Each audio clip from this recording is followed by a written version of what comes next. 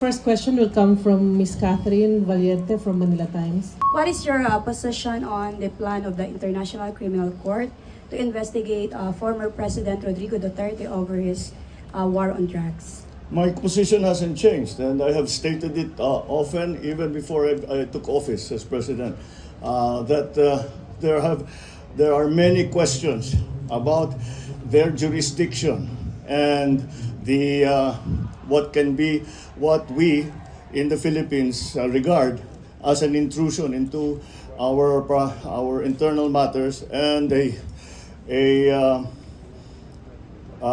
threat to our sovereignty. So, no, I do not see what their jurisdiction is. I feel that we have in our police and our judiciary a good system. We do not need assistance from any outside entity. The Philippines is a sovereign nation, and we are not colonies anymore of these former imperialists. So that is not something that we consider to be a legitimate judgment. So until those questions of jurisdiction and the effects on the sovereignty of the Republic are sufficiently answered, I cannot cooperate with them. Sir, what prompted you, on China again, sir, what prompted you to summon the ambassador? Siyempre, malaking deal din yun, sir, to summon him. And how did the discussion go? What was discussed? Well, what we discussed, and I said that the laser pointing incident was only a part of what we are seeing as a intensifying or a escalating of the actions of the militia of China, the marine militia of China, the Coast Guard of China, and the Navy of China. And I said we have to find a way around this, because if we are such close friends, such as China and the Philippines, these are not the kind of incidents that we should be talking about between the president and the ambassador to the Philippines from China.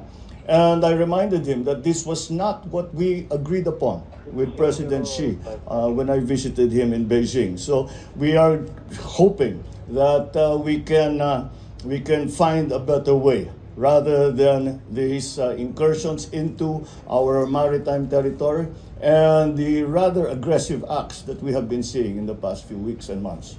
Activate or to invoke the country's mutual defense treaty with the United States following the laser pointing incident at the West Philippine Sea? Perhaps it is because if we activate that, what we are doing is escalating intensifying the tensions in the area. And I think that would be counterproductive. Besides, despite the fact that it was a military-grade laser that was pointed at our Coast Guard, I do not think that it is sufficient for it to trigger the mutual defense treaty. So we are in constant contact, of course, with our treaty partners, not only with the United States, but also our ASEAN partners and our partners here in Asia.